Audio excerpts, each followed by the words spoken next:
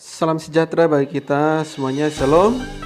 Secara khusus untuk yang kelas 12, kita akan kembali melanjutkan pelajaran kita. Untuk hari ini, materi kita adalah menerapkan keadilan bagi semua insan.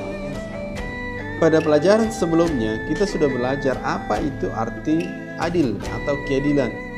Menurut Kamus Bahasa Indonesia, adil itu berarti tidak berat sebelah, tidak memihak, atau adil itu juga dikatakan melakukan yang sepatutnya atau berpegang pada kebenaran. Sementara keadilan menurut Alkitab adalah, dalam bahasa Yunani dipakai kata dikaiosin. Kata yang dipakai untuk melukiskan suatu penerapan hukum yang benar, memakai timbangan yang benar, perilaku yang adil, jujur dan benar.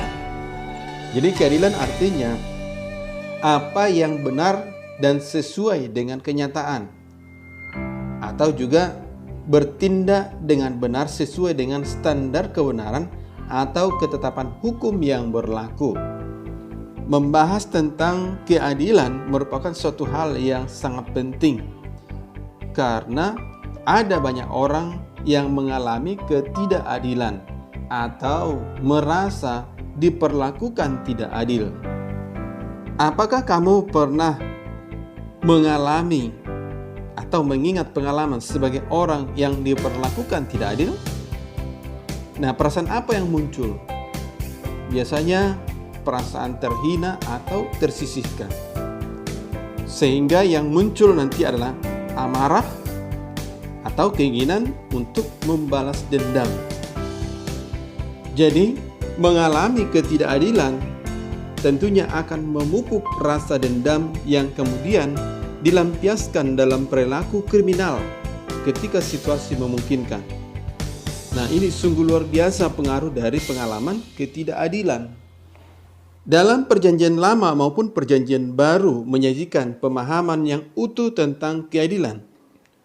Tuhan Yesus mempraktikkan keadilan ini dengan mengajarkan pentingnya mengasihi sesama seperti diri sendiri.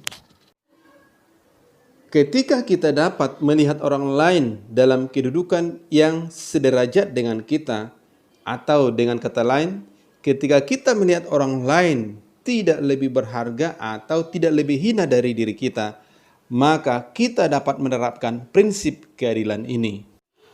Ada banyak tokoh-tokoh Alkitab yang bisa dijadikan teladan tentang bagaimana menjadi pribadi yang menjalankan keadilan. Kisah Raja Salomo dalam 1 Raja-Raja pasal 3 ayat 15-28 menunjukkan bahwa menjalankan keadilan adalah memberikan apa yang menjadi hak dari pribadi yang memang memiliki hak tersebut, dan sebaliknya memberikan ganjaran kepada pribadi yang memang perlu dihukum karena kesalahan yang dilakukannya dengan sengaja. Sebelum Raja Salomo, Nabi Samuel pun menjalankan keadilan terhadap Raja Saul. 1 Samuel 13 ayat 5-14. Ketika Nabi Samuel melantik Saul menjadi raja, ia sudah berpesan untuk selalu taat pada perintah Allah. 1 Samuel 12 ayat 13-15. Namun ketaatan Raja Saul tidak berlangsung lama. Saul melanggar perintah Allah dengan memberikan korban persembahan 1 Samuel 13 ayat 9, padahal ia tidak berhak melakukan hal itu. Walaupun Nabi Samuel sangat mengasihi Raja Saul, namun ia tetap memberikan hukuman yang patut untuk kesalahan yang dilakukan Raja Saul, yaitu dengan memutus kedudukan Raja Saul sebagai raja. 1 Samuel 13-14. Ini menunjukkan bahwa Nabi Samuel mengutamakan ketaatan kepada Allah dari hal-hal lain.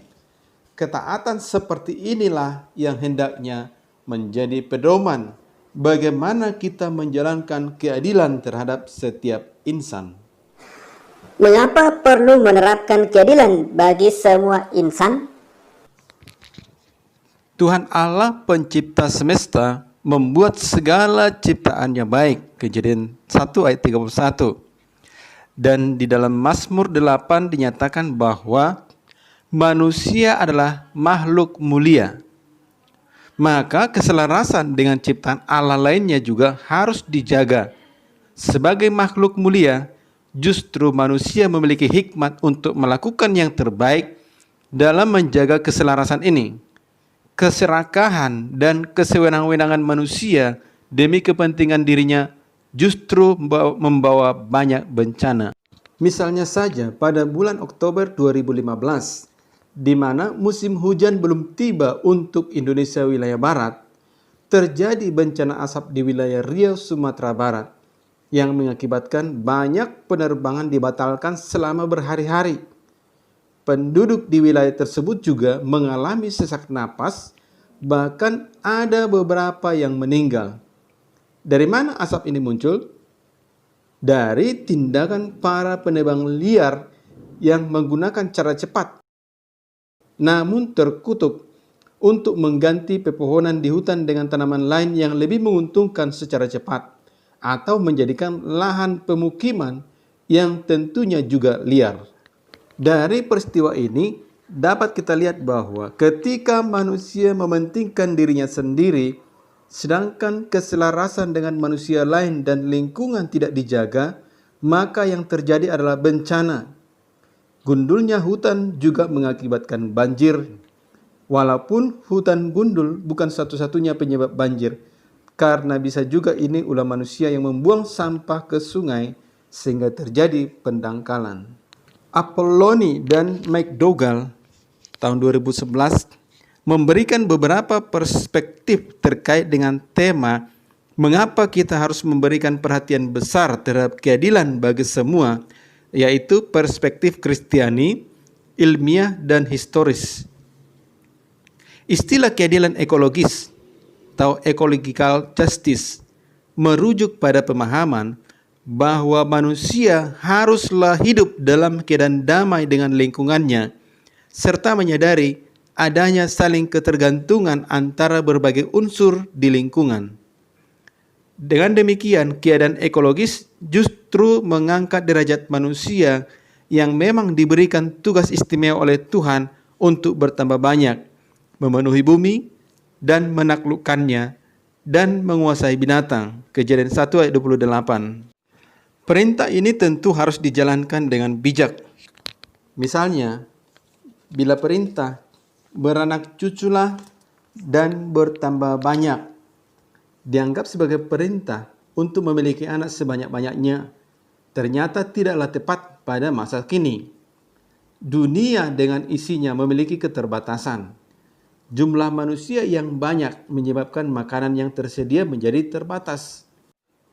Perspektif Kristiani melihat bumi sebagai sesuatu yang dikuduskan, dan manusia barulah berharga bila memberikan perhatian terhadap pemenuhan kebutuhan mereka yang termarginalkan dan miskin.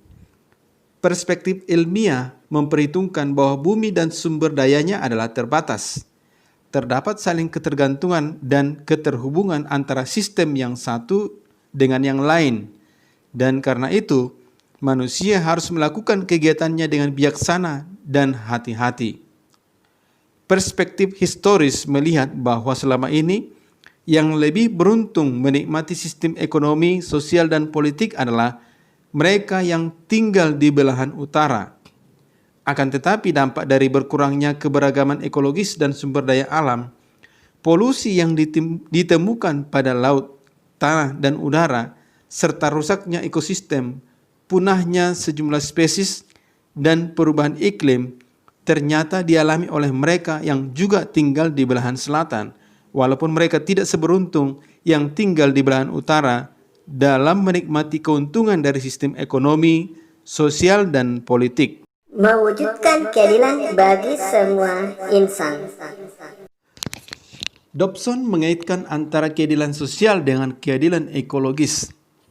Keadilan ekologis dapat ditegakkan bila para pemimpin dan penegak hukum mempraktikkan keadilan sosial. Mengapa demikian?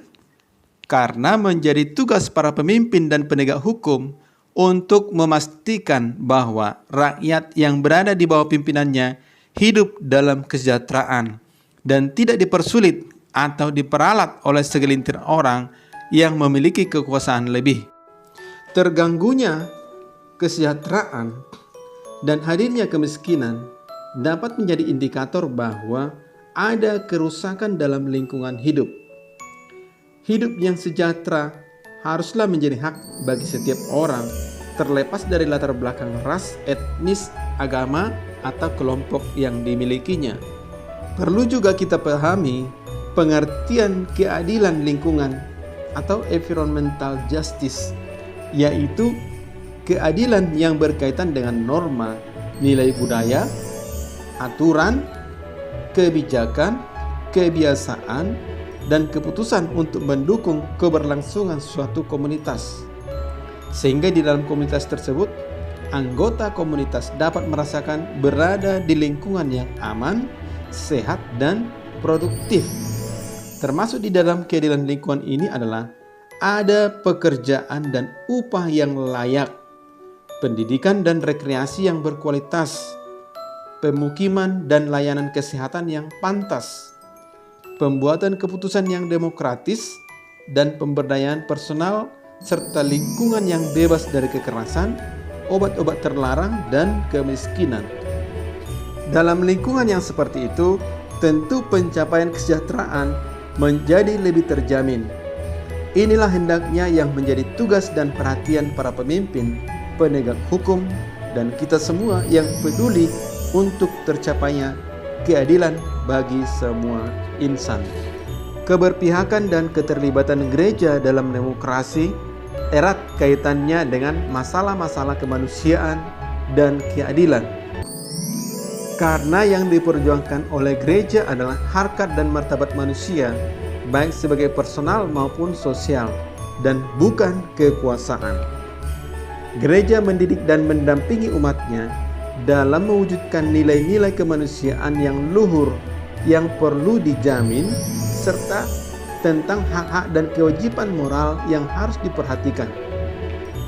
Iman Kristen menuntut keberpihakan serta kegigihan gereja sebagai lembaga maupun sebagai persekutuan orang percaya yang berjuang bagi perwujudan keadilan dan kebenaran untuk semua orang tanpa kecuali. Jadi perjuangan itu bukan hanya untuk umat Kristen, namun bagi semua umat beragama, seluruh bangsa Indonesia tanpa kecuali. Sebab tujuan kita adalah terwujudnya kerajaan Allah dalam suasana yang nyata, yaitu dalam keadaan hidup yang kelihatan. Sampai di sini pelajaran kita. Tetap semangat, tetap percaya kepada Tuhan, takut akan Tuhan, dan bukan takut kepada COVID-19.